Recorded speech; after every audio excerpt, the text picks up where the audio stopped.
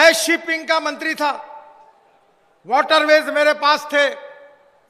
मैं बात कर रहा था कि गंगा में जहाज चलेंगे, लोग मुझे हंस रहे थे। कुछ मित्रों ने सलाह दी कि नितिन जी ऐसी कोई बात मत करो कि आगे आपको जवाब देना मुश्किल हो जाएगा। पर बहनों और भाइयों, वाराणसी से लेकर हल्दिया तक 1350 किलोमीटर जलमार्ग का काम पूरा हुआ है। केशव जी मेरे पास आए, उनने कहा वाराणसी से प्रयागराज को जोड़ने के लिए ये भी जलमार्ग में ड्रेजिंग करा दीजिए। ये भी 2 मीटर का ड्रेजिंग में हमने पूरा कर दिया है। और मैंने वर्ल्ड बैंक को एक प्रोजेक्ट सबमिट किया है कि हमारे दिल्ली के पास सोनीपत पानीपत से लेकर जलमार्ग की शुरुआत होगी। वहां से दिल्ली आएगा यमुना में, दिल्ली से मथुरा, मथुरा से आगरा, आगरा से इटावा और इटावा से प्रयागराज जोड़ने का भी प्रोजेक्ट मैंने बना लिया था। वो भी आने वाले मंत्रियों को मैं अनुरोध कर रहा हूं, करूंगा कि इसकी शुरुआत करिए। और ये जो हल्दिया तक जा रहा है वहां समाप्त नहीं होता। हल्दिया के बाद बंगाल की खाड़ी लगी है, पूरे नॉर्थ ईस्ट को ब्रह्मपुत्रा से जोड़ा जाएगा। और मैंने तो बांग्लादेश के प्रधानमंत्री जी की प्रार्थना पर सुषमा जी ने कहा कि ये भी काम कर दो, तो मैं भारत के बाहर घुस गया और बांग्लादेश में मुंगली पोर्ट का भी ड्रेजिंग 250 करोड़ रुपए खर्चा करके मैंने पूरा कर दिया। अब ये रास्ता, ये जो जलमार्ग है, वहां से आगे south east Asia, Indonesia, Malaysia, China, Singapore, north east. और अनुप्रिया जी मेरे पास आई थी। वाराणसी में मल्टी मॉडल हब बन रहा है, गाजीपुर में बन रहा है, हल्दिया में बन रहा है, साहिबगंज में बन रहा है और 40 रिवर पोर्ट बन रहे हैं। अनुप्रिया जी, मैं जब मंत्री था तभी मैंने आपके यहां के भी रिवर पोर्ट को मान्यता दी है।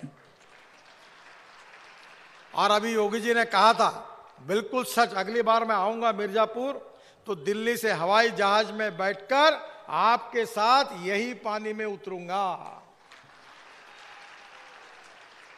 मैंने हवाई जहाज, पानी में उतरने वाले हवाई जहाज के नियम तैयार करने थे। मैं एविएशन मिनिस्ट्री को कहता था कि जल्दी बनाओ, तो बनाते नहीं थे। तो मैंने बोला, आप जिसको एमपीबीएस सी प्लेन कहते हैं, मैं उसको फ्लाइंग बोट कहता हूं, हवा में उड़ने वाली बोट। अगर तुम 3 महीने के अंदर नहीं बनाएंगे तो मैं नए नियम फ्लाइंग बोट के बनाऊंगा और लागू कर दूंगा। तो मेरा बात काम में आई, उन्होंने नियम बना दिए। और मैंने खुद मुंबई के समुद्र में पानी पे उतरने वाले हवाई जहाज की ट्रायल ली। बाद में मोदी जी का मुझे फोन आया और मुझे कहने लगे कि मुझे भी हवाई जहाज में जाना है गुजरात में। तो मैंने कहा बिल्कुल व्यवस्था करता हूं। तो नुपेन मिश्रा जी का फोन आया कि नितिन जी, आपको पता है क्या कि हवाई जहाज ये जो पानी पे उतरने वाला ये सिंगल इंजन का है। प्रधानमंत्री जी सिंगल इंजन के जहाज में नहीं जा सकते, ये आप क्या कर रहे हो? तो मैंने बोला, आप मोदी जी से बात करो, मैं भी करता हूं। और मैंने मोदी जी को कहा कि प्रशासन का कहना है कि सिंगल इंजन में आपका बैठना नियम के आधार पर संभव नहीं है और इसलिए कानून कहता है कि प्रधानमंत्री डबल इंजन में ही जाएंगे। तो प्रधानमंत्री जी ने मेरा बड़ा इंटरेस्टिंग सवाल पूछा कि नितिन जी, कानून का पालन करने की बात आप कब से करने लगे हो? क्योंकि मैं लोगों को कहता हूं कि जनता ने हमको चुनकर दिया, we are the law makers. हम कानून बनाएंगे, अधिकारी नहीं बनाएंगे। हम बोलेंगे वैसी सरकार चलेगी, अधिकारी बोलेंगे वैसी सरकार नहीं चलेगी। और इसलिए मुझे खुशी है कि यह हवाई जहाज को मान्यता मिली। योगी जी 18 करोड़ का हवाई जहाज है, 18 सीटर।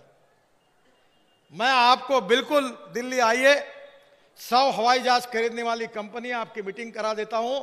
एक रिवर पोर्ट बना दीजिए, अगर लाइट लगा देंगे तो रात को भी उतरेगा। छोटा सा फ्लोटिंग जेटी बना दो, आपके गंगा के सब किनारे पर गांवों में हवाई जहाज से प्रयास शुरू हो जाएगा। प्रयागराज से दिल्ली और दिल्ली से कलकत्ता, हावड़ा और आपको ना ये एयरपोर्ट की जरूरत पड़ेगी, ना रेलवे की जरूरत पड़ेगी, ना हमारे हाईवे की जरूरत पड़ेगी। मैं अभी हमारे यहाँ एक ब्रॉडगेज मेट्रो बना रहा हूं। ये जो रेलवे का ब्रॉडगेज है, इसके ऊपर 900 किलोमीटर मेट्रो चला रहा हूं। अब मेट्रो को बनाने का खर्चा आता है 350 करोड़ पर किलोमीटर, और मेरी मेट्रो का खर्चा है 2 करोड़ रुपए पर किलोमीटर। वो ब्रॉडगेज पे मेट्रो है 8 डब्बे की, air condition, 2 business class, 2 economy class, wifi फुकट, उसके साथ टीवी, एयर होस्टेस आएगी, चाय पानी नाश्ता वो भी खरीद सकती है, और उसका टिकट है स्टेट ट्रांसपोर्ट के बराबरी का, और उसकी स्पीड है 140 किलोमीटर प्रति घंटा। टेक्नोलॉजी बदल गई है। मुझे बहुत खुशी हुई कि हाईवे पे जब मैं उतरा तो ऊपर से इतना बड़ा हाईवे देखा, मुझे बड़ा अच्छा लगा।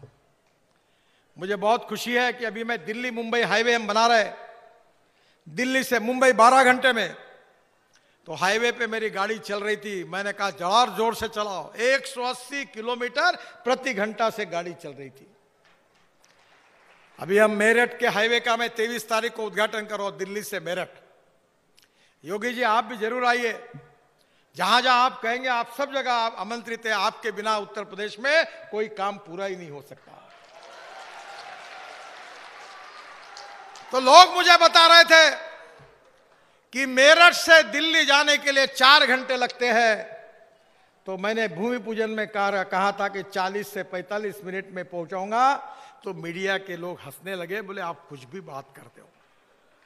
बहनों और भाइयों, अब मेरठ से 40 मिनट में 45 मिनट में दिल्ली पहुंच रहे, और 2 आरओबी का अभी काम मैं उद्घाटन करने जा रहा हूं। संभव हुआ।